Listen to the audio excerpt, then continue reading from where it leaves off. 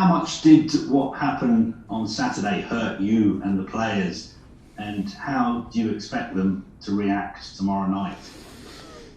Well, it hurt us because once you reach a final, you want to win the final when you're so close, and we had to overcome a huge opponent in semi-finals, and we had the feeling that we deserved to be in the final first of all, and even after the match we had the feeling that we deserved to win it, but so we were hurt, of course, but disappointed about the result, yes, but not too disappointed about our performance. I think that given the circumstances that we play in different competition, which is not so easy because usually the pressure and the tension builds up from match to match, and then it ends up logically in a final. That is not the case for us. We play in 3 competition, and you win the semi-final against Real Madrid, then you go back into race of top 4. Suddenly you are in the final again of FA Cup. Then you go back to race of top 4. It's not that easy to be focused and have the concentration level and the right amount of tension. It's not always logical, but and for that, given the circumstances, first time with spectators, a big match, we are not that experienced in finals with our young squad. It was an okay performance and enough performance to beat Leicester and to take the win away, but we were unlucky. And so there's nothing to worry too long about, and we spoke about the game, we had a post-match talk. And now we focus on the match tomorrow, which is the same opponent, but a totally different competition. How do you think you need to approach this game? Is it simply a game that you have to win at all costs, considering what happened with Liverpool yesterday? Well, that didn't make things boring in Premier League, that late goal from Alisson, that's for sure.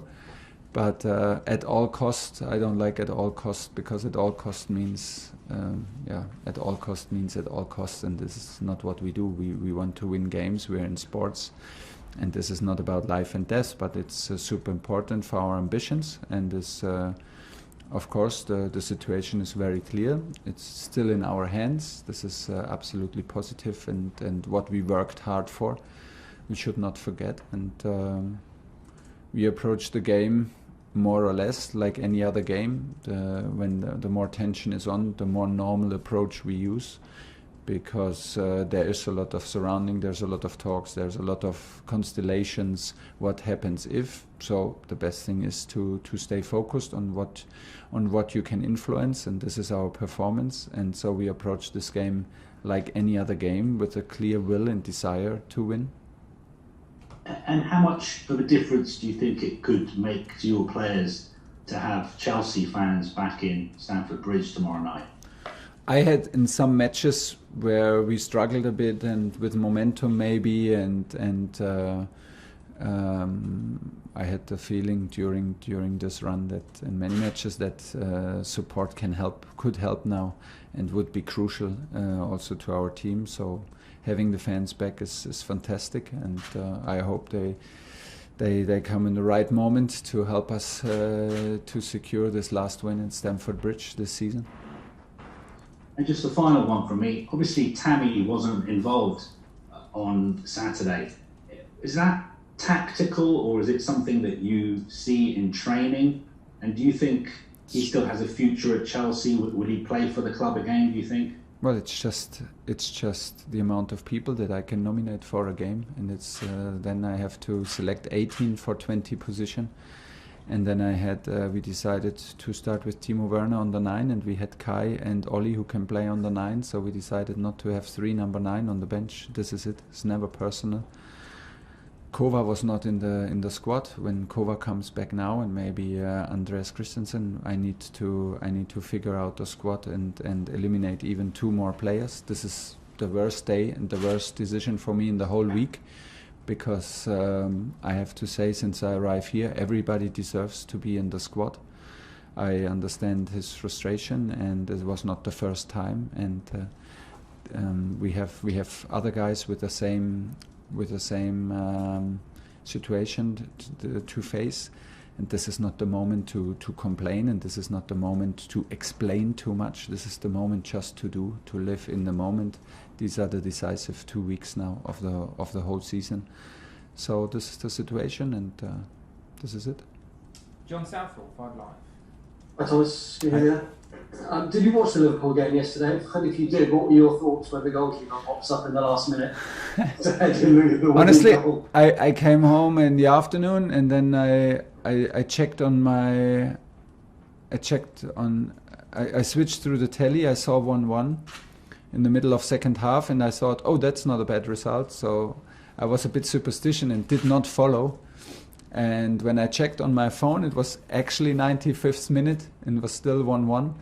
And when I checked 1 minute later on my phone, I had to realize that superstitious does not work always, and maybe never. But did not help not to watch it. Obviously, I took the wrong decision, if that had any influence. Well, like I said, that does not make things boring. It was a fantastic header. I saw it today. It was a fantastic header in the last minute.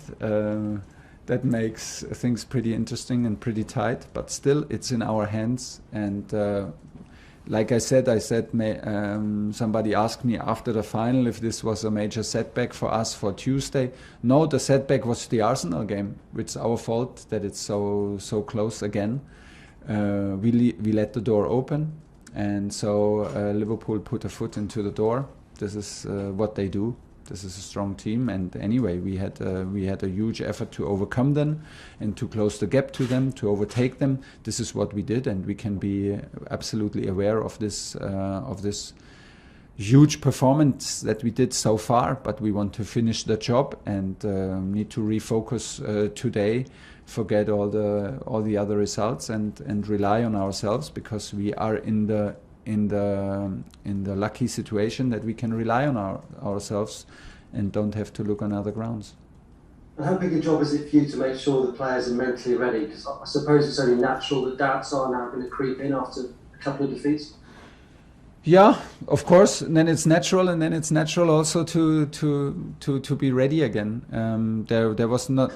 We were not so. I was more worried about and more angry about our performance in the Arsenal game, where I had the feeling that we were not sharp enough and not on point, and did not put the bar to the level to bring us a victory home. Still, we have, but was not the case in the final. I think if we bring out the same performance like in the final, the same energy, the same work rate against the ball, and improve in, like we always want to do, slightly improve in details of the match and decision making, we are absolutely able to win matches. We are absolutely aware that we need a momentum and a bit of luck in any match to have results that's like this. You see yesterday in Liverpool, this is nothing you can plan. This is just, this is sometimes you have the luck and sometimes you don't, and we clearly did not have it against Leicester. It's a bit of awkward feeling because we lost 2 games. If you look at all datas that we normally rely on, crucial datas that have actually also a correspondence and a correlation to the result, you see no reason on the datas why we should lose both matches, but we lost them.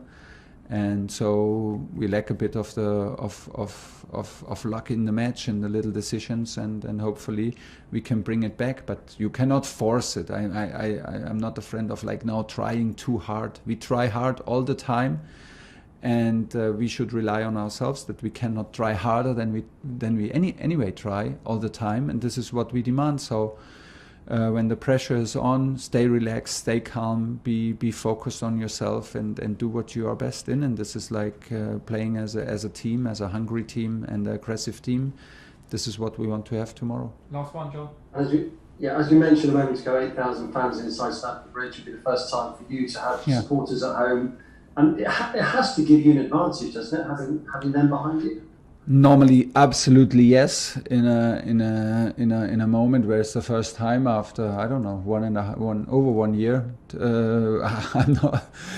we have to see what's going on. It's 8,000. It feels amazing that it's possible, and it's a step in the absolutely right direction. and hopefully everything is okay with that. But yeah, we hope that it's the extra percentage of support that help us to win tomorrow. James, talk sport. Thomas, it's back-to-back 1-0 defeats. Are there any reoccurring themes that you feel that you need to get right in the next few weeks? I think we had a lot of games that we won 1-0 with the same performance, with the same attitude and the same statistics. And I'm not only talking about how many kilometers we run or the opponents or ball possession. I'm talking about the statistics that really count and that have a correlation to the result. Like I said, when I started, I will always try to be reliable with the players and look at the performance and try to criticize or praise them for what they did and not for what is on the scoreboard, because sometimes in football the result is not reliable and it's not sometimes not logical.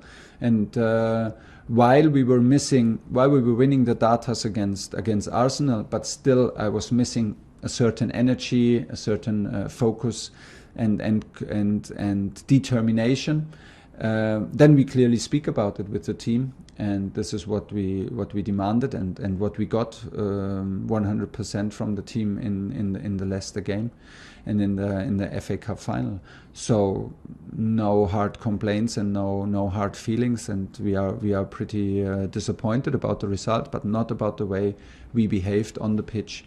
During the match, we can win the same match absolutely well deserved if we are a little bit more lucky, and the decision in front of the goal, the decision like later in front of our offside goal are tiny decisions and not in our favor, and this is what you need. So fighting hard now for getting the momentum back, for having another clean sheet. It makes you realize that how tight the race is and how tiny the margin is that decide in football for win and loss. So nothing else has changed, and it is easier to handle your self-confidence and to be self-confident in moments when you constantly win. But this is the target, and come on, nobody needs to be afraid of this situation. This is what we worked for so hard, and here we come. One more, please, James. And you spoke there about luck, momentum. How do you get that back now for these next 3 matches? Do the same what we always do. Like I said, we were ready to win the game in the cup final, and I can also understand that after Real Madrid, a Manchester City game, and before a cup final, that there can be a bit of a drop of determination, a drop of focus for this Arsenal game. I have understanding. We don't want it. We never want it. We fight against this human. This human side to drop some percentage. We fight against it because this is our job to do it, but I can even understand it. And for Leicester, like I said, for Leicester I have no worries, I have no regrets. I saw my team fighting, I felt my team fighting, I felt my team defending on a extremely high level again. We can improve in decision making, we can improve in composure, but this is, let's be honest, not completely new to us since we are together. So, except for the result, nothing much has changed, and I'm not afraid to say that these are not deserved losses, but still they are losses, and it's always a bit of a challenge to cope with it. And so it's the next step in our development together, yes. Last question in broadcast, Nizar Kinsella. Hi Thomas, you were talking about defending on a high level. I think one of the success stories has been Tony Rudiger this season, and he's playing with a mask as well, a broken face. Can you tell us a bit about his warrior spirit to play through that injury and how important he's been for you? And also, does that mean you're going to try and push for a contract for him in the summer as well?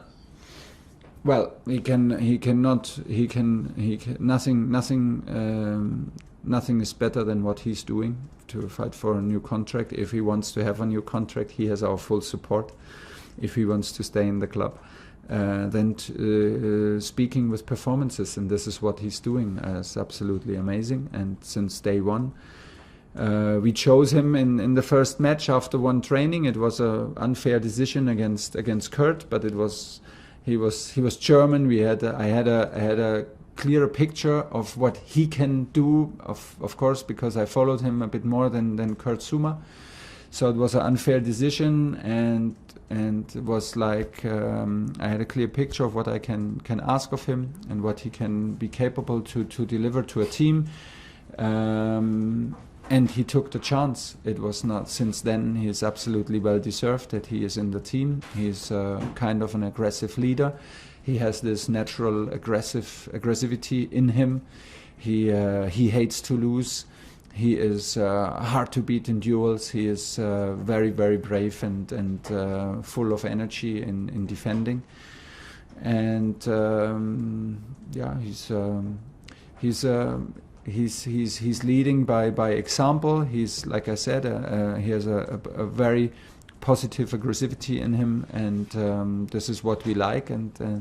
And when he can channel all this into top performances like he does now, we are all very, very happy to have him. Okay, that's the end of the broadcast section.